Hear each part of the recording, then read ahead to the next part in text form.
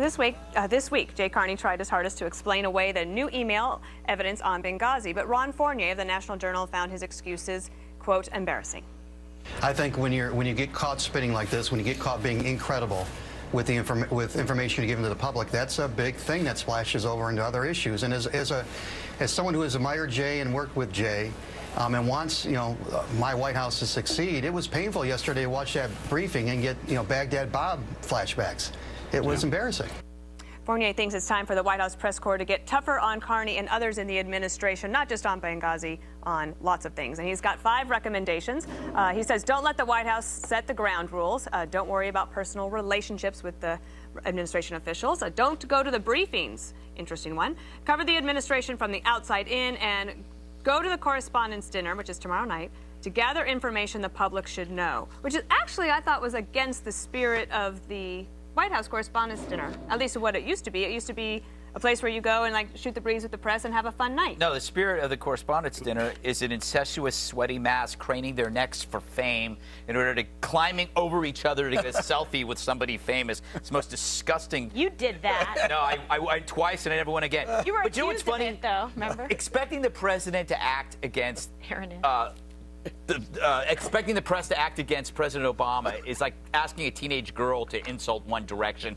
The press doesn't reflect people. The press reflects Obama. He is their mirror. And you don't argue with a mirror because you look crazy. The only time the press is going to change their tune and start asking tough questions is when Obama leaves the office. And then when there's a Republican in there, they're going to go, so where were you the night of Benghazi? We demand to President know. Romney. I'm saddened by this because when I was growing up and watching the news, which I loved, I thought that becoming White House correspondent would be the pinnacle of a journalist's career.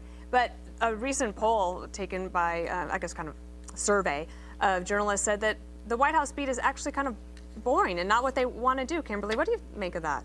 I don't know. I thought you had an awesome job. I had a great job. No, I just mean like reporters. Reporters. They would rather not be in the White House. Guess what? Because you can't really do your job, when you're there. That's the situation now, because if you do, you're going to be just, ostracized and demonized by everyone. You can't ask honest questions. You can't do a fair investigation, because if you do, you're the bad guy. The roles have reversed in some bizarre Broadway play. So now if you want to do responsible journalism, you actually have to have some distance. And that's actually one of the things that Ron Fournier was suggesting, was that instead of going to the briefings and just taking whatever the press secretary is giving to you that day, that you cover it from the outside in. And actually, Bob, as I recall, those were some of the toughest stories that you had to deal with for people that you didn't have a personal relationship handle on. Yeah, so just maybe Ron has a point. I mean, one of the things about this, we've been in those briefings, and they sit around, and their meat that they have to deal with is what you hear from the press secretary, and a lot of them don't do as much follow-up. But I disagree about how tough this quote mainstream media is. If the people who were really tough on this were NBC, ABC, and Fox. Now, I mean, and a lot of other people. This was not something that was isolated to supposedly the conservative media. 2 years later, Bob. What? No, they've been on this from the beginning. You're talking about Benghazi? Yeah, I'm talking about, Oh, God, no. What are you talking about? We were the only ones covering it. Well, I think that Fox did drive the coverage, and others did follow behind. Cheryl Atkinson of CBS News being. Yeah, but look what happened to her. She left. That's my point. Which is maybe Ron's point. CBS wouldn't publish any of her stories. They wouldn't bring her on the evening news.